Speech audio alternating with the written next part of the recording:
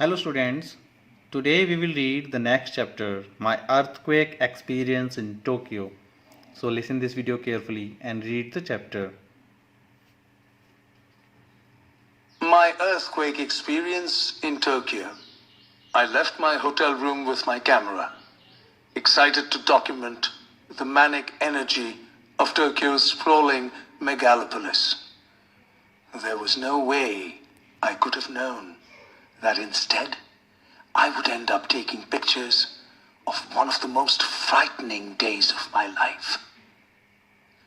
I had just emerged from the belly of the Tokyo metro system, 4 floors beneath Shinjuku Station, the world's busiest train station. Thousands of commuters and tourists jammed parallel train platforms and the shops in the arcade. It was around 3 p.m. I was lined up at the bullet train ticket counter to inquire about a trip to Nagoya, some 200 miles southwest of Tokyo, to shoot some photos there the next day. It was then that I felt the ground move under me slightly.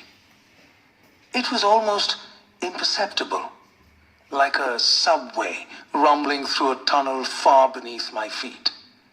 I ignored it, as did everyone around me.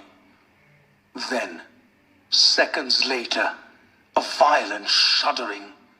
Things started crashing to the ground, and signs hanging from the ceiling began swinging violently. I looked at an elderly man next to me. He smiled back at me and said one word: earthquake. I ran for the door, about 60 feet away. The ground was shaking so violently that it was difficult to run in a straight line, like trying to sprint across the deck of a ship being tossed by swells. My heart was pounding when I reached the street and darted for a large park surrounded by skyscrapers. My mind replayed the image of the World Trade Center crashing to the ground. The noise was unreal. You could hear the buildings creak and groan as they shook in their foundations.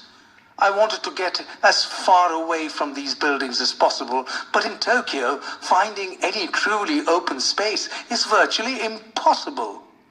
I turned to look at the building that I had just run out of. It was convulsing uncontrollably. You could still hear the ground rattling as thousands of people evacuated the buildings. I started to shoot photos of everything that was happening. I stood in that park for a good 2 hours, as did almost everyone else. During this time, the ground continued to tremble, albeit less violently. I would find out later that afternoon that the quake was of magnitude 8.9. The strongest earthquake to hit Japan in recorded history. Some people were visibly shaken. There were a few women crying, people pointing up at the buildings as they shook, but many others appeared calm and relaxed. Making my way back to my hotel was an epic journey. The rail system in Tokyo was completely shut down, and millions were trying to make their way home on foot. The streets were gridlocked, but I didn't learn how catastrophic the event had actually been until I got to my hotel and turned on the news. The coastal areas of Japan, especially a few hundred miles to the north, were devastated beyond recognition by a tsunami.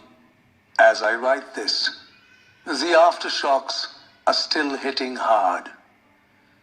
I'm on dry land, and yet I feel seasick. I have lived through many frightening days.